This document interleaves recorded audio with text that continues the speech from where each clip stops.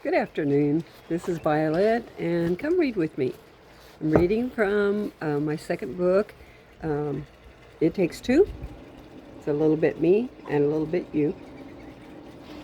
And today we're reading in the chapter, Itsy Bitsy Spider.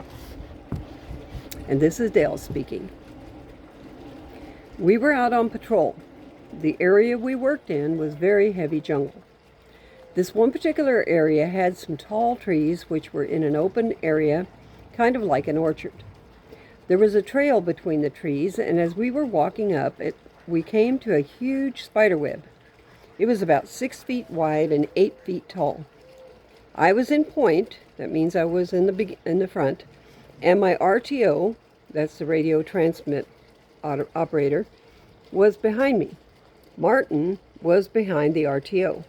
I came up to the spider web and I looked around. I didn't see any spiders, so I thought it was an old web. I took my rifle and made a swipe through it, thinking we could just pass through.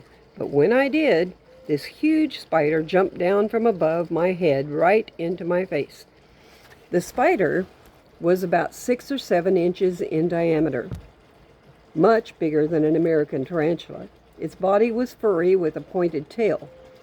It was yellow and black, just like a bumblebee. It was in my face, staring me in the eyes. It startled me so bad I screamed like a woman. My whole squad went down to a prone fighting position. That was where they formed a circle and each man fell, face down in a fighting position, facing outward. They didn't know what was going on. Finally, Martin asked what was going on. I said, "It's a spider." Martin said, "We thought someone cut your throat." I said no, it was just a spider, and it startled me. The guys really gave me a hard time after that. They all thought it was pretty funny. It took me a while to live that down. We were down in the delta. I had pulled guard duty on a sand dredge. The dredge was used to dredge sand out of the river and dump it into the rice paddies so we could build fire bases. This dredge had to be guarded because the North Vietnamese would punch a hole in it and sink it to keep us from building bases. When we pulled duty on this thing, we would throw percussion grenades over the side at different intervals so that if the Vietnamese were swimming underneath the dredge or under the water putting explosives on the boat, the grenades would kill them while they were underwater. One evening about 10 p.m., I was on watch along with a couple other guys. We were walking around the boat watching the water, trying to be alert. This snake came swimming across the river toward the barge. We could tell it was a snake because it was a pretty moonlit night.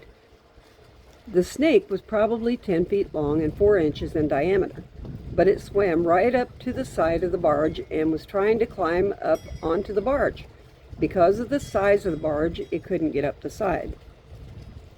My first suggestion was to try and catch it, the thing, and keep it as a pet. But I couldn't figure out a way to catch it, because it was far enough down that even if I could catch it, it would probably pull me into the water with it. All the other guys were excited about it, and they were throwing percussion grenades in the water to kill it, but they didn't kill it. Finally, it gave up getting into the boat with us and swam right around across the river to the other shore. It was quite a big snake, but a pretty snake. It was white and black, but it was dark.